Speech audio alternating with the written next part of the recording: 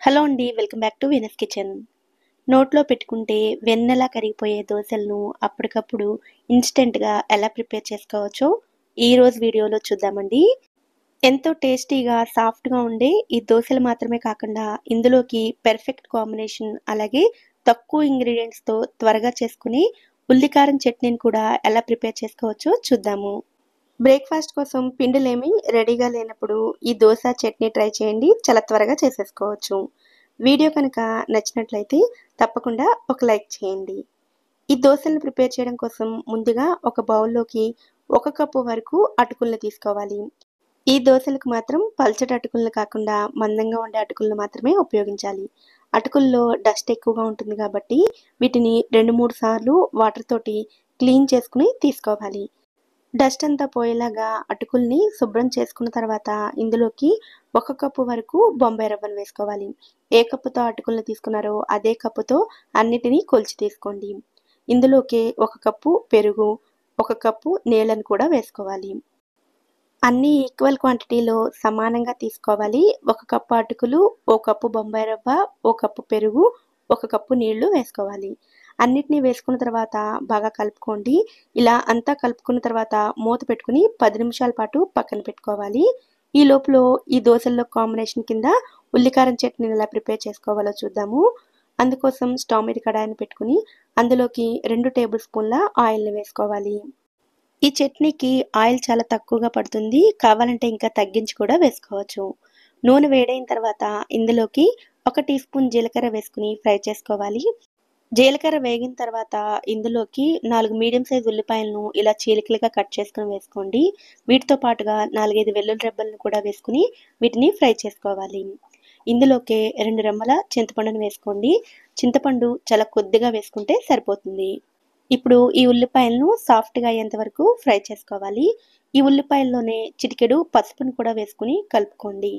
ఇలా ఉల్లిపాయలు సాఫ్ట్‌గా అయిన తర్వాత ఇందులోకి రుచికి సరిపడా ఉప్పు, అలాగే 1.5 టేబుల్ స్పూన్ వరకు కారాన్ని కూడా వేసుకోవాలి.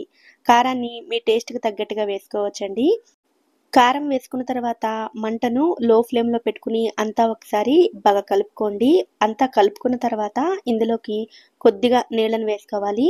నేనిక్కడ చిన్న టీ గ్లాస్ తోటి వాటర్‌ని వేస్తున్నాను. ఇప్పుడు ఈ ఉల్లిపాయ ముక్కలను వాటర్ తోటి కొద్దిసేపు ఉడికించుకోవాలి.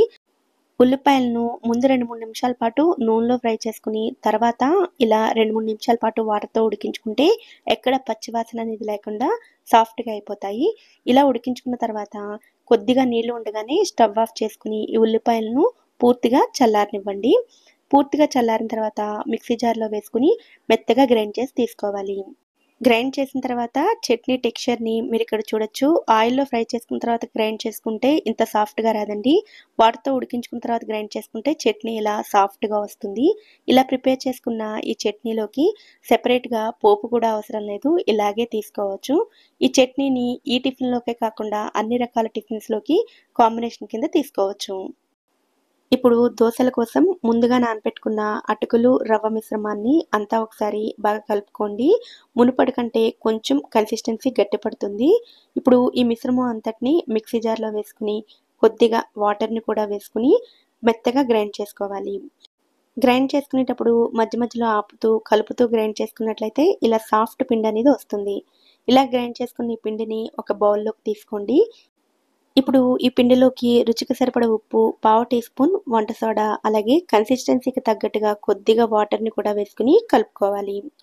వంట సోడా వేయడం వల్ల ఈ దోసలు చాలా సాఫ్ట్‌గా వస్తాయండి. వంట సోడా గానీ, ఈనో గానీ వేసుకోవచ్చు.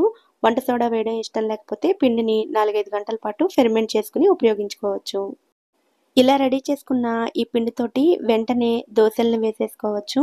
అయితే నేను పల్చటి దోసల్లా కాకుండా సెట్ దోసల్లా కొంచెం మందంగా వేస్తున్నానండి. పల్చటి దోసలు కావాలన్నా ఈ పిండితో వేసుకోవచ్చు. అయితే ఈ దోసలు సాఫ్ట్‌గా ఇలా మంచి రంగులోకి రావాలంటే లో టు మీడియం ఫ్లేమ్‌లో పెట్టుకొని మాత్రమే ఫ్రై చేసుకోండి. హై ఫ్లేమ్‌లో పెట్టుకొని దోసలను కాల్చినట్లయితే దోసలు సరిగ్గా రావు. ఇలాగే మిగిలిన మొత్తం పిండితోటి దోసలను ప్రిపేర్ చేసుకోండి.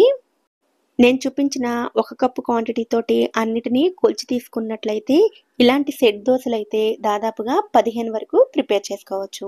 ఇలా ప్రిపేర్ చేసుకున్న ఈ దోసలను ముందుగా రెడీ చేసుకున్న ఉల్లికారం చట్నీతో సర్వ్ చేసుకున్నట్లయితే చాలా చాలా రుచిగా ఉంటాయి. ప్రత్యేకించి ఈ దోసలు చట్నీ కాంబినేషన్ అయితే చాలా రుచిగా ఉండడమే కాదు, నోట్లో పెట్టుకుంటే వెన్నలా కరిగిపోతాయి. మరి ఎంతో సింపుల్‌గా చేసుకునే ఈ బ్రేక్‌ఫాస్ట్ రెసిపీని, చట్నీని మీరు కూడా తప్పకుండా ట్రై చేయండి. ఈ వీడియో కనుక మీకు నచ్చినట్లయితే వీడియోని లైక్ చేసి ఛానల్‌ని కూడా సబ్స్క్రైబ్ చేసుకోండి. నోటిఫికేషన్స్ మిస్ అవ్వకుండా ఉండడం కోసం పక్కనే ఉండే బెల్ ఐకాన్‌ని కూడా యాక్టివేట్ చేసుకోండి. Thank you so much for watching.